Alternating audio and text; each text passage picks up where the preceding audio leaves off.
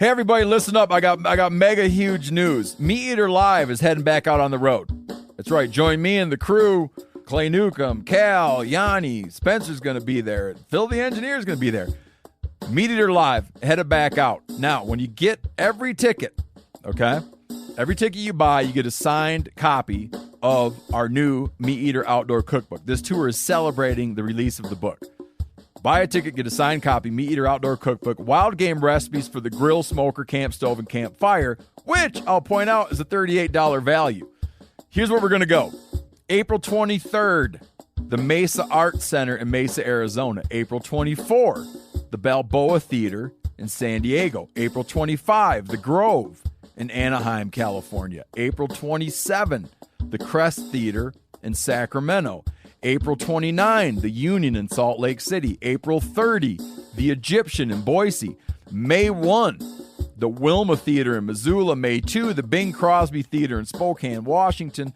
May 4, Revolution Hall in Portland, Oregon. And May 5, the last day of the tour, Pantages Theater in Tacoma, Washington. For tickets and more information, visit the events page at themeateater.com. Hope to see you at the show. Hey, I'm Tyler. And I'm KC. And you just got the best part of what we're talking about, and you didn't even know it. We just recorded about probably at least 5 minutes of talking, and I looked down, and we were not recording, actually. We just pressed the record button, and apparently when I pressed it, I didn't look down to see that it said card full. So now we have a card that's not full. This is just kind of a special little episode. Really, it's just kind of a promotional episode. We want to tell you about a few of the things that we've got going on real quick and kind of run through some of the stuff that is going to happen this week. And since it's Monday, we felt like it'd be a good time to get one out real quick to you guys, let you, hear a little bit about what's going on. Also, maybe dive in, just skim the top a little bit of mobile hunting, the idea of mobile hunting. So I think a lot of you guys will appreciate that, but we're going to get deeper in that later this week. So we'll talk about it. But first, I want to tell you, we started a new Instagram handle, or whatever you call it, a new Instagram page. It's called Season, SZN. If you know anything about us, you probably have heard us talk about the Season playlist on YouTube. It's everything that happens during the season from September 1 basically till into January probably. Or whenever we stop releasing stuff from that season. So I think it was maybe even early February this year. But it's stuff that happens pretty much during, elk and deer season, maybe duck season too, So kind of like that kind of stuff. So the fall pretty much in the winter. And that page is going to be kind of a condensed version of what our normal feed is. Like in our normal feed, we're going to post pictures of some persimmons, some tomatoes, and I know y'all some tomato haters out there. So on the season tomatoes, page, right? Tomatoes haters, yeah. The season page is going to be a place for y'all. We're going to really concentrate on big bucks, hunting, deer, and kind of have a cleaner feed over there. Not that our element page is going to go away or anything, but we thought it would kind of be good to kind of have that outlet, really, to have something a little bit different, maybe a little bit more upscale is not the word because that's not me, but whatever you want to call it, right? Yeah. And see, like this truck beside us would probably advertise on the Element, but not on the Season playlist because the Element covers a broader span, right? Oh, yeah. Husqvarna robot lawnmowers. Did you see that? Yeah. Those are legit, dude. Yeah, dude. Golly. I need about 30 of those for my property. They have pine cone picker-uppers because I really need that. That would be good, man. The other thing we've got going on is Wednesday. Did we tell them what the handle was? No. So that Instagram page is actually at Season Hunting. So SZN Hunting, at Season Hunting. If you look it up, go follow it. If you don't mind, it would be a help to us, and we'll try to keep. If you're interested mostly in the deer stuff, that is what's going to be on that page. So that's right. Anyway, so of course, to go along with that, we pretty much. I wouldn't call myself a hardcore deer hunter because I don't really like that terminology, but it's pretty hard for me not to think about deer all year long, and you and I are going to really do a deep dive with Chadrick, as he's well known as, of Cruiser Saddles. We're going to do a mobile hunting live event, mobile hunting seminar. Q&A. Yep. That's right. Wednesday at 8:30 p.m. Central Time, and that's going to be on Instagram Live. Instagram's the only place that we can actually join 2 pages together and kind of do a co-hosted event, so that's where we're going to have it. But you'll see some prompts on Facebook and stuff for the event to kind of direct you over there. So be ready Wednesday about 8:30 p.m. because it's going to be really a lot of fun because I like to talk about deer hunting and all that kind of stuff. Me too, man. So, like, if you've got questions, I started an event page for it on Facebook. So if you want a reminder, you can go like that event page, and it will give you a reminder ahead of time that we're going to be doing that. Otherwise, we're also probably going to go live about 8 o'clock and gather some questions from you guys before we get on with Chad at 8:30. And we'll go over to Instagram, and we'll let you guys know that. But, we were going to do it through Instagram because it's the only way we can kind of do a joint thing. And so if you have questions in regards to, like, general saddle hunting or anything specifically pertaining to cruiser saddles and the comfort or the design or anything, you can feel free to send that to them. I'm sure their website and their social media will accept messages, as will ours. You can go to the elementwild.com and send us contact us and send us an email, or you can do it through any of the social media outlets. So to kind of get an idea of like what this is going to be, it's going to be the 3 of us, maybe even 4. We have a guy to introduce to y'all this week. But we're going to be kind of fielding questions from the audience and then answering them to the best of our abilities. So Tyler and I thought that maybe we would start out with maybe a couple right here just to kind of give you an idea of the flow and what it's going to be. So Tyler. Oh, man. What is mobile hunting? Mobile hunting is it's not hopping in an ice cream van and taking off across the country and shooting deer out of the bar ditch, right? Yeah, that's not right. That is not. Okay. In fact, funny enough that you say that, there was a dead spike in the ditch right here between me and the concrete median just now. How You know weird what is I call that? dead spikes? Dikes. That's exactly it. Okay. So mobile hunting is basically this. Okay, so this is a term that Casey and I just discussed off air as being something that really you probably, if you're not like plugged into what the hip people are saying about things on Instagram and these other outlets, you may not really understand what mobile hunting is, but you may mobile hunt. But all it is just basically the willingness to relocate your stand at any moment during the season in order to be more effective in killing a deer, essentially. So, basically lightweight or lighter weight, very adaptable systems of climbing method and stand method or saddle method. Is there a difference in run and gun and mobile? I think run and gun could be considered almost like a style that you would use on a hunt, and mobile would be more of a not necessarily a style for the hunt. I mean, it's really negligible, but like mobile could be more of like I guess when I think about it, I think of a lot of times run and gun is like people saying, man, we got to do a run and gun kind of deal here, and it's really just like got to get going and move around a lot. Mobile is more like I have the opportunity to move, but I'm not sure that I want to sometimes. To me, and mobile, it's more system involved. Yeah, so mobile hunting is like having gear that help assist you in that type of hunting. Where run and gun, I think you could be more like jumping from tripod to ladder stand or whatever. You could have pre-hung stands. Or you might just hunt from the ground or whatever. Yeah. It's more like a ideology of your approach to hunting deer as opposed to mobile hunting is like the means to getting in a tree. Right. Yeah. So, what are we like as far as some of the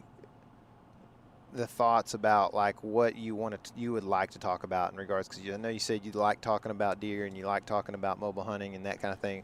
Like, what would you enjoy talking about in regards to all of it? I think that I would like to compare and contrast a little bit about like my old style of hunting was a lot like what a lot of people do. We have a good friend who's pretty successful doing this, but having a stand or a few stand locations, public or private, that you just kind of hop back and forth between until a deer walks by. You can also learn a lot and be successful doing that. However, I found that for the areas that I hunt, especially being on public land, just the mobile hunting thing works so much better as opposed to that. And still, there are a few places that having just a stand hung there works well. But I think talking about that some, talking about past successes in mobile hunting, talk about past failures in mobile hunting, and why, like maybe when you shouldn't mobile hunt, or maybe when you're putting too much effort into trying to have, a system that weighs 8.4 ounces as opposed to 8.6 ounce system or whatever, like I think that's stuff that we'll probably cover and talk about. Yeah. But I'm sure that listeners are going to have some other thoughts, and maybe they're screaming like, those 2 ounces matter. I don't know, but to me it doesn't as much. Yeah. But well, I mean, there's definitely lots of different things we can talk about in regards to mobile hunting, but as well, I think, if you guys have questions about anything, really, Chad's going to be there with us, and we're going to be probably putting this out as a podcast as well, for those who, want to listen and don't need the visual experience as well, which you might be missing out. But anyway, you might not be either. I don't know if you've seen us. Yeah, you've seen us. But there might be, Chad may have some saddles to show what he's talking about and that kind of thing. Yeah. So. I think he's got some new product on the way too. I'm hoping he has a few things to show us as well. I do too. But I mean, we can talk about anything. So if you got questions, bring them to the table. If you have followed us for a little while, you could see last season we had a lot of success doing some mobile hunting techniques, and Chad's going to actually, as far as I know, the plan is he's going to join us on a trip next season to go do a little bit of hunting. Yeah. On a little hunting trip. So we might even talk about that a little bit as well. Talk about what that looks like because. Well, not to dive too far into stuff, but it seems to me that when you go out of state, it's real handy to be mobile because you might be going to a place you've never been before, and it's not very helpful to hang a 20-pound stand in a tree and sit there for quite a while if you're in the wrong spot. Yeah. But let me ask you this. Okay. We've talked about this, and I don't know if we've ever really come to a great kind of final concluding point or thought about it, but do you there you go, do you think that we over mobilize it? You and I? Yeah. Do you think, because I know, do you kind of understand what I'm saying? Like, basically, you and I are always scheming, and we don't typically, I would say we don't typically hunt all day sits because we're trying to set up for a morning travel pattern, and we're trying to set up for an evening travel pattern. Evil travel pattern. Do you think that we over mobilize because you and I both know a friend that would say you just got to, if the wind starts blowing where you don't expect it to, just look into the wind. Well, I'll tell you a couple of bits on that. Give me the bits. I'm not going to call it wisdom or knowledge because I don't want to proclaim to have such things, but maybe I've been blessed with something like that. But that friend that we're both referring to bought a saddle this off season and plans on hunting out of it this year, if that tells you anything. Also, I believe that there's going to be some very clear hindsight involved with every move you make in the woods. So no matter if you sit somewhere for too long or you move around all the time, until you kill a deer, you're always going to be retrospective about whatever your move was. 100%, man. So, and I think it's good. I don't think we need to stop being retrospective because that's how you learn and you know that you're trying harder and working at this thing, right? But at the same time, you do need to go at it, take it with a grain of salt and say, yeah, but I could have stayed there or I could have not moved or whatever, and he smelled me or saw me before I got there or whatever. You know what I mean? I think that there's a balance there that we are always trying to reach homeostasis, right? Yeah. We're trying to find that spot where it's like, yeah, I should have made that move, or you know what, it's okay that I made this move because I learned something, and maybe if I sat there I wouldn't have. Yeah. So, do you like that lukewarm answer I gave you of not giving you a true answer? I like it. Speaking of lukewarm, I had a thought just now. Yeah. The saying is something along the lines like history is doomed to repeat itself. Like if you don't, I guess if you don't learn history, it's doomed to repeat itself or something along those lines, right? And you think about that, man. Like history repeats itself often. You know, Yeah. it's like, what are these clowns just not learning how to not have war? Or I mean, what's the deal here? Yeah. You know.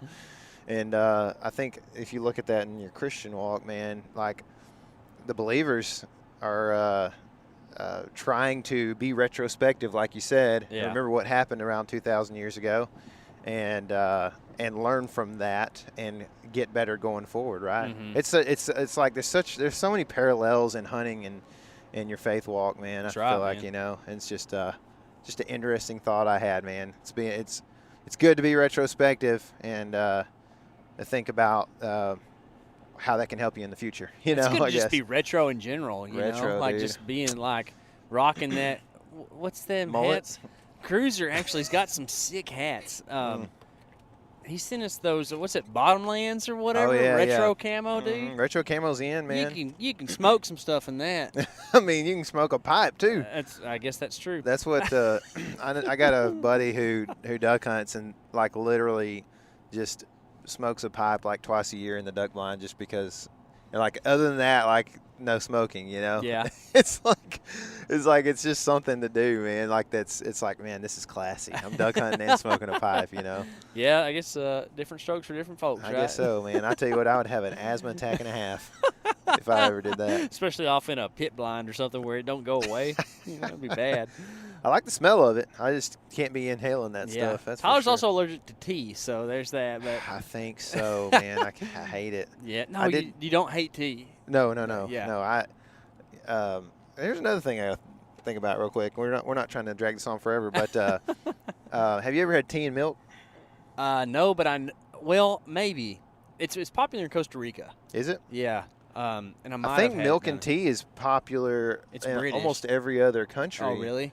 Except for America. Well, chai tea is like that. Yeah. I've had that. Yeah. Yeah. My wife's family always starts or always eats meals with tea and milk. That's what they drink. And she was like, They I never do that? Oh yeah. Really? And I do it now because it's good. And so like they never. Kaylee said growing up, she's like, I never knew it was weird until I got to school and people started drinking teas, and I was drinking it with milk, and they were like, you are a creep, you know. So she never knew it was weird, and I didn't do it for years, you know. Yeah. I mean, I probably didn't even start drinking tea and milk until after we were married. Yeah. So I'm that way with chicken fried steak. I take my ketchup and my gravy and mix it all up together and eat chicken fried steak, and apparently not everybody does that either. My kids do that. I They thought that love was it. the way it was done. Journey's got something in the fridge right now. It's ketchup, gravy, and mashed potatoes. And That I'm sounds like, good. I love that. At this point, it is not good. Dude, when I go to Cracker Barrel, you get the mashed potatoes with gravy, cream gravy, not brown gravy. Ugh. Are you But- kidding, dude? No, dude. Brown gravy is so good. Brown gravy it's okay, but it's not made for chicken fried steak. No, not for chicken. I wouldn't eat on chicken Yeah. fried, but I eat just about But you anything just take. else. I love a good ketchup bottle that can get a good squirt out of, and just inject that thing down into the gravy. I love it. Squeeze it hard. Yep, and that is our mobile hunting podcast, guys. So, anyways, we have divulged way too far off the path here, but Okay, so let's remember the things that we need that's to right. remember here. So a little @ SZN Hunting is the new Instagram. Yep. The time is 8:30 p.m. Central on Wednesday, the 5th. Is this that- Cinco de Mayo? Because there might be. Today is the 3rd, so yes, the Yes. 5th. All right, Cinco de Mayo celebration. Dang, I'm gonna have some tacos That's up right, here baby. in Illinois. Illinois talks, man. And then that's with Chad Rice of Cruiser Saddles. So be sure and go follow them on Instagram as well. But you'll be able to see the feed either Yeah. way. Send questions in. Yes, please do that. And also, we have, we mentioned it last podcast, but the Element DIY hunting group is where a lot of this info is shared as well. So if you want to join that on Facebook, that's a good place for you to go to. So with all that said, anything else? Is there anything else to plug? Just remember, man, That this is your element. live in it.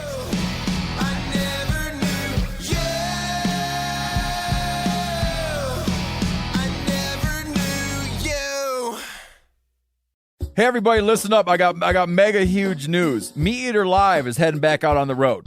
That's right. Join me and the crew, Clay Newcomb, Cal, Yanni, Spencer's going to be there. Phil the Engineer's going to be there. Meat Eater Live, headed back out. Now, when you get every ticket, okay, every ticket you buy, you get a signed copy of our new Meat Eater Outdoor Cookbook. This tour is celebrating the release of the book. Buy a ticket, get a signed copy, Meat Eater Outdoor Cookbook, wild game recipes for the grill, smoker, camp stove, and campfire, which I'll point out is a $38 value. Here's where we're going to go. April 23rd, the Mesa Arts Center in Mesa, Arizona. April 24, the Balboa Theater in San Diego. April 25, the Grove in Anaheim, California. April 27, the Crest Theater in Sacramento.